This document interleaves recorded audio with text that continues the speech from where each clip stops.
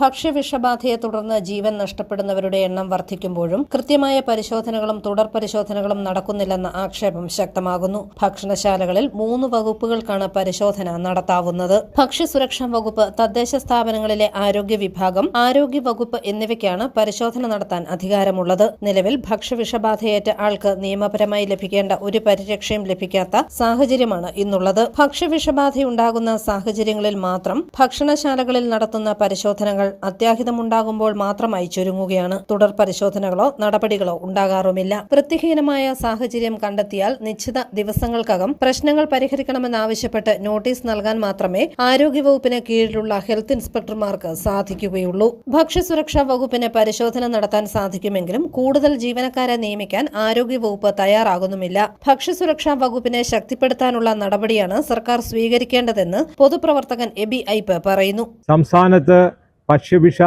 വിഷബാധയേറ്റ് ആളുകൾ മരിക്കുന്നത് തുടർക്കഥയാവുമ്പോഴും കൃത്യമായ പരിശോധന നടത്തുന്നതിന് ഭക്ഷ്യസുരക്ഷാ വകുപ്പ് ഇന്ന് വലിയ പ്രതിസന്ധി നേരിട്ടുകൊണ്ടിരിക്കുകയാണ്. സംസ്ഥാന ആരോഗ്യ വകുപ്പ് കഴിഞ്ഞ ഒരു 10 വർഷമായി ഭക്ഷ്യസുരക്ഷാ വകുപ്പിനോട് ഒരു ചിറ്റമ്പ നയമാണ് സ്വീകരിച്ചിരിക്കുന്നത്.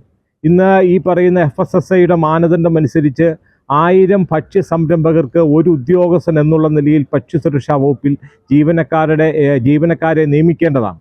കേരളത്തിൽ ഏകദേശം 4.5 ലക്ഷത്തിന് മുകളിൽ ഭക്ഷ്യ സംരംഭകരുണ്ടെന്നിരിക്കെ നിലവിൽ 170 പേർ മാത്രമാണ് ഭക്ഷ്യസുരക്ഷാ വകുപ്പിൽ ജീവനക്കാരായിട്ടുള്ളത്. അതിൽ 150 പേർക്ക് മാത്രമാണ് ഈ പറയുന്ന പരിശോധന നടത്തുന്നതിനുള്ള ഒരു സംവിധാനം ഉള്ളത്. അതുതന്നെ ഇവിടെ ഈ പറയുന്ന ഭക്ഷ്യസുരക്ഷാ വകുപ്പിൻ്റെ ഓരോ നിയോജക മണ്ഡലങ്ങളാണ് ഓരോ സർക്കിളുകളായി പരിഗണിച്ച് പരിശോധന നടത്തുന്നത്. ഒരു സർക്കിളിൽ ഒരു ഉദ്യോഗസ്ഥൻ മാത്രമാണുള്ളത്. അപ്പോൾ ഇത്തരം സാഹചര്യത്തിൽ കൃത്യമായി പരിശോധന നടത്തുന്നതിന് ഭക്ഷ്യസുരക്ഷാ വകുപ്പിന് സാധിക്കാത്തൊരു പ്രതിസന്ധി ഉണ്ടാകുന്നു. ഈ വിഷയം സർക്കാരിൻ്റെ ശ്രദ്ധയിൽ കഴിഞ്ഞ കുറച്ച് വർഷങ്ങളായി പെടുത്തിയെങ്കിലും ഭക്ഷ്യസുരക്ഷാ വകുപ്പിലേക്ക് ജീവനക്കാരെ നിയമിക്കുന്നത് സംബന്ധിച്ച് ആരോഗ്യ വകുപ്പ് ഒരു നടപടിയും സ്വീകരിച്ചിട്ടില്ല.